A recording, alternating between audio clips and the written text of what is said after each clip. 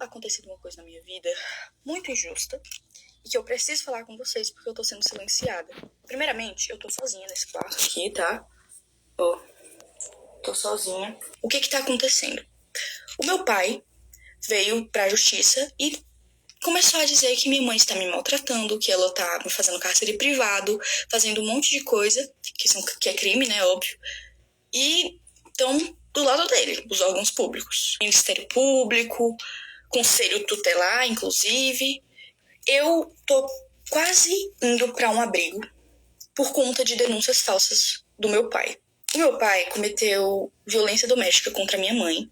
E isso foi 1% das coisas que ele já fez. E comigo também, ele cometeu diversos abusos. Quando eu tinha 11 anos de idade, meu pai me colocou sem roupa na frente dele. E eu já tinha corpo, já tinha seios. E ele me colocou pelada na frente dele, com 11 anos de idade, tá? E ele me obrigou a ficar sem roupa na frente dele. E eu tentava tampar, né? Porque eu tava me sentindo extremamente desconfortável e mal. Eu tava chorando, pedindo pra ele. Eu tava implorando pra ele deixar eu me vestir e deixar eu me tampar.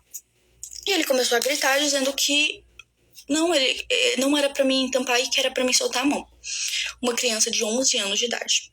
E isso foi pouco, perto de tudo que ele já fez.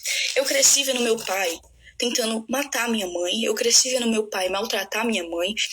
E antes que alguém pergunte, por que sua mãe demorou 12 anos para se separar do seu pai? Porque ele ameaçava matar os meus avós, que são os pais da minha mãe. Muita coisa aconteceu. Enquanto a minha mãe trabalhava, ele ficava trazendo um monte de pessoas pra dentro de casa. Eu ficava sozinha com ele e ele trazia uns amigos dele pra dentro de casa com uma criança, menina, dentro de casa. E ele já chegou a quebrar computadores no soco. Ele já chegou a quebrar muitas coisas. Ele quebrava prato, quebrava um monte de coisa. Vidro, pote, ele quebrava tudo tacando na parede, querendo causar medo em mim, na minha mãe. Ele ficava, quando eu usava regatinha assim, e vinha o detalhezinho, ele ficava fixado naquela blusa, ficava olhando como se eu fosse um objeto. É nojento a níveis assim, exorbitantes, tá? E o que mais me revolta é que os órgãos públicos não acreditam na minha palavra e na da minha mãe. O meu pai já chegou a correr atrás da minha mãe com faca, ameaçando matar ela. Ele já chegou a chegar na minha frente, isso tudo na minha frente. Ele colocava eu e minha mãe no carro e começava a correr em velocidade muito rápida para causar medo. E ele já chegou a quase bater várias vezes o carro, tá?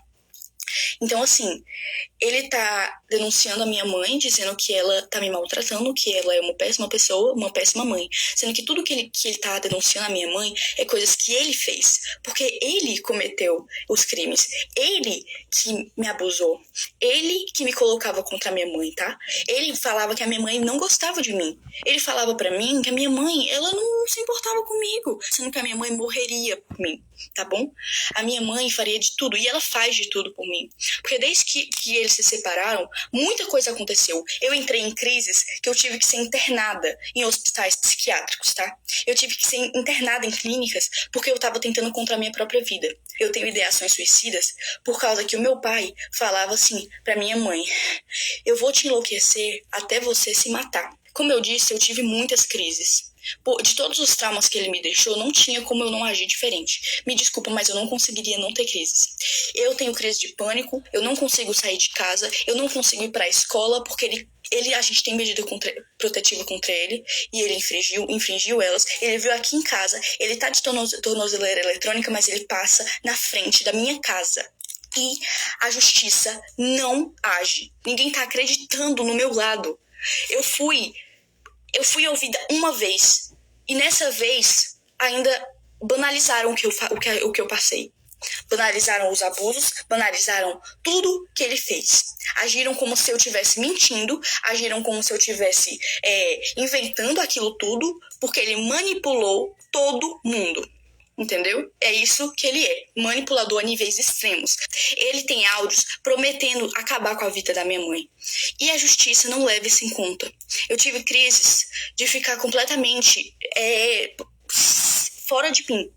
Eu completamente assim, em pânico. E mesmo assim, não acreditam no meu lado da história. Porque dizem que, você não tem provas de que ele abusou você. Então todos os traumas não são provas. Porque a gente, enquanto estava sendo abusado, o que a gente ia fazer? A gente ia pegar um celular e começar a gravar pra ele matar a gente na mesma hora? Eu acho que ninguém tá entendendo aqui da justiça daqui da minha cidade, que eu moro em Tianguá, Ceará. E eu quero denunciar o Conselho Tutelar. Porque ninguém tá dando voz às vítimas de verdade, estão dando voz ao abusador. Entendeu? Porque o Conselho Tutelar dá informação pra ele, porque ele já foi motorista do Conselho Tutelar daqui de Tianguá. E ele tem essas amizades. E falam pra ele as coisas do processo que ele não poderia saber. Ele foi na minha escola, mesmo tendo medida protetiva. A minha mãe tenta ao máximo não falar como tá o processo, porque isso já me deu diversas crises. Um oficial de justiça veio na minha casa porque ele pediu pra tirarem a medida protetiva. Por que ele quer que a gente tire a medida protetiva? Porque ele quer ficar passando aqui, mesmo com tornozeleira eletrônica, ele continua passando aqui na frente. Ele quer fazer medo, ele quer torturar, porque ele ama isso. Ele ama torturar. Eu conheço o meu pai. Ele não é quem ele aparenta ser. Ele é manipulador. Então, assim, antes que pensem mas porque ele tem algumas fotos de quando eu era pequena, ele tem alguns áudios de quando eu era pequena e quando a minha mãe ainda estava casada com ele, né? Como tipo assim, porque você demonstrava muito amor pelo seu pai, é óbvio. Eu era uma criança. Que criança que não vai amar o pai? Eu não entendia que o que ele fazia era errado. Eu não tenho nem palavras para descrever o tamanho da injustiça que eu estou vivendo na minha vida e com a da minha mãe. Já não basta todos os traumas que ele causou, a gente ainda tendo que passar por tudo isso. Ele querendo a minha guarda pra quê? O que ele quer fazer comigo? Isso é um absurdo. Completamente absurdo. Eu não queria ter que transformar o meu canal, infelizmente ter que falar sobre isso no meu canal, mas é a única forma, porque a justiça não está sendo feita. E se não querem me ouvir, eu vou fazer com que eu seja ouvida, entendeu? Então, assim, saiba, Conselho Tutelar e Ministério Público, que o que vocês estão fazendo é um absurdo. Vocês não estão acreditando na versão da vítima. Vocês estão preferindo escutar um abusador. Isso é um absurdo. Eu não tenho nem palavras para descrever o tamanho do choque que eu tenho, tá? Tudo que ele tá denunciando, o cárcere privado, maus tratos, era tudo isso que ele fazia. Era exatamente isso que ele cometia. Ele proibiu eu e minha mãe de a gente sair de casa. A gente não podia sair de casa. E se saísse, ele surtava e quebrava as coisas. Tô cansada de ter que viver com medo, porque eu tenho medo de sair de casa. Porque eu sinto como se ele estivesse me vigiando. Eu não tô indo pra escola, eu tô tendo que estudar em casa, porque eu tenho medo. Eu não aguento mais ter medo. O meu avô é mais pai do que o meu próprio pai biológico, tá? A minha avó é a minha segunda mãe. Eu tenho duas mães, a minha mãe mesmo e a minha avó. Mas o Jorge não se encaixa nisso. O meu pai não se encaixa nisso. Ele não é família. Ele só é genitor. Mas ele não é família. Ele não é um pai de verdade. Porque um pai que ama não faz as coisas horrendas que ele fez. Então eu venho aqui pedir justiça, tá? Porque eu não aguento mais não ser ouvida. Eu quero pedir perdão se isso causou gatilho pra alguém, mas é o que tá acontecendo. Eu não posso esconder mais isso. Porque vocês me acompanharam desde que eu tinha 8 anos, então vocês merecem saber.